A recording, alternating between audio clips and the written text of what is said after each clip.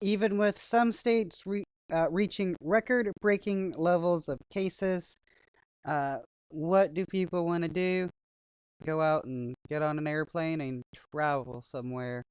Back from a low of about 200 flights a day to now roughly 700 flights a day has been enough to make DFW Airport the busiest in the world, at least for now.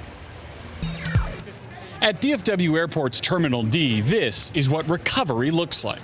90% of the airport's gates are open and half of its restaurants, a major turnaround from April's emptiness during widespread pandemic shutdowns. Typically, we would serve about 200,000 customers a day at DFW. In early April, we were serving 10,000. It's a ghost town. It was a ghost town.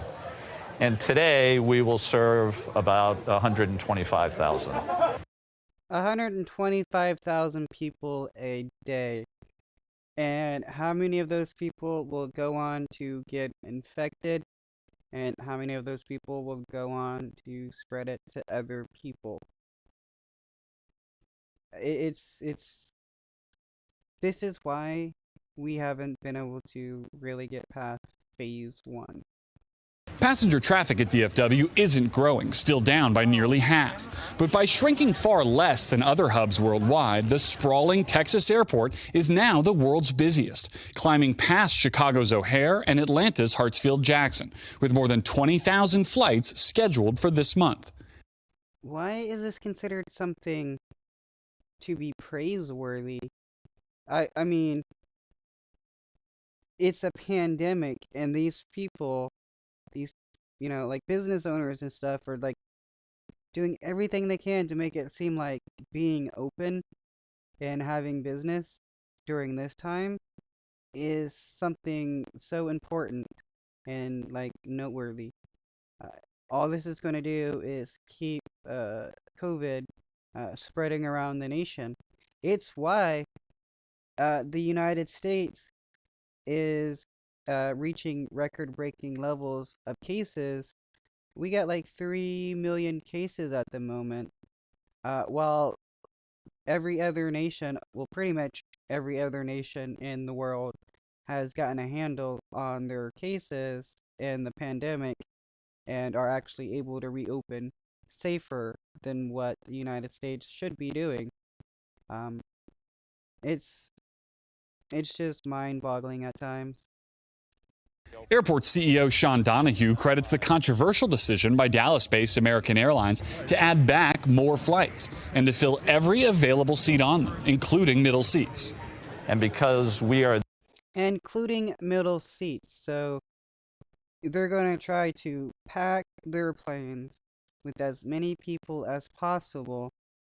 So that means as many people as possible have the potential to get sick and spread that to anywhere else that they go to.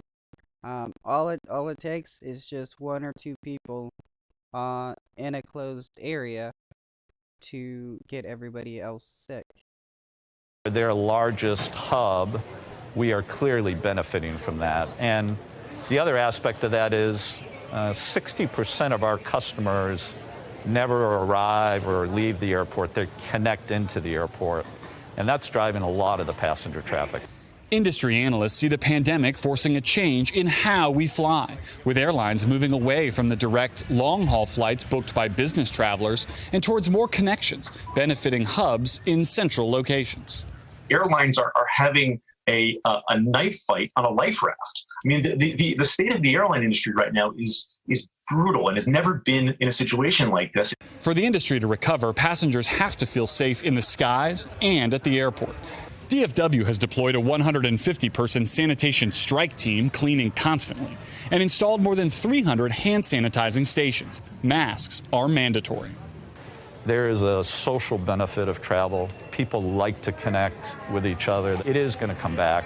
It has to come back. It can come back, but not right now.